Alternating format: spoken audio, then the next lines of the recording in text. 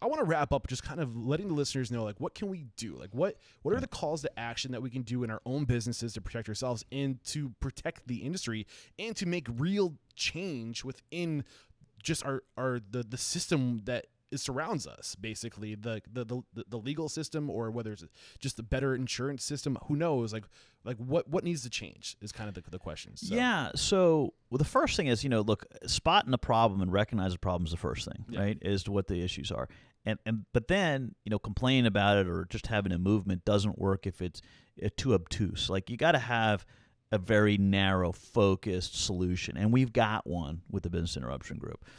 So the first thing that we're doing is it's an outreach, because the first thing people need to do is to get the word out there that you got to look at the policies. Like, the policies are different, man. They don't. Some exclude it, some don't.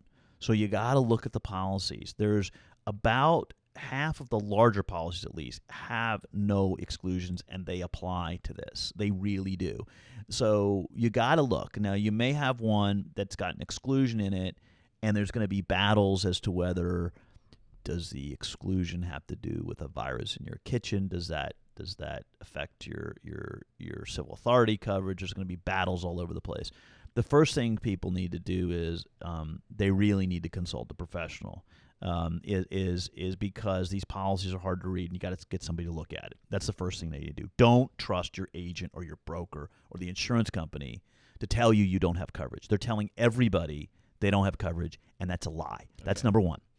So to look at it. Number two, I would say you need to I would say to support this movement that we've got, because we're going to have a solution to people that have exclusions and people that don't. Everybody that's got it. So I would say go to the website, the Business Interruption Group website, and I'll give it to you. It's WEBIG.org. WeAreBig.org. Go there. It's a petition. Sign up. It's not asking for any. It's a nonprofit, but it's not asking for any money or donations or commitment. It's just signing on to it, saying I'm part of the industry. This is wrong. Insurance companies should do the right thing. That's all it is. And if you have no exclusions, you should pay it. If you do have an exclusion, the Business Interruption Group has just helped with a bill that's being introduced today. Nice. By Mike Thompson of California.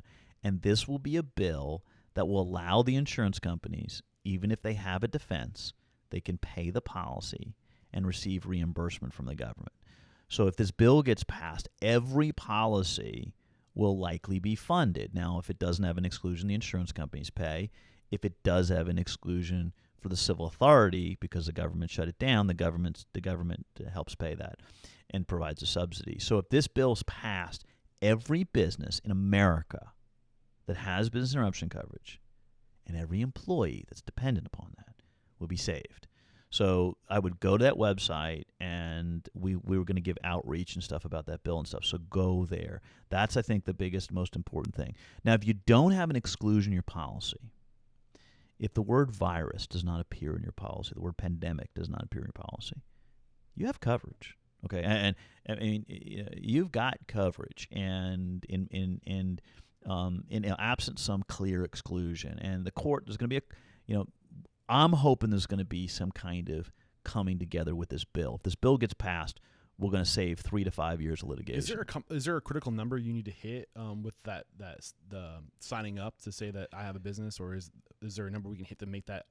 I mean, look, better? Look, the more I'll tell you this, the insurance industry is watching that site. Like they launched a nearly identical site, like in color and everything, nearly to fence against it, because we're getting the truth out there.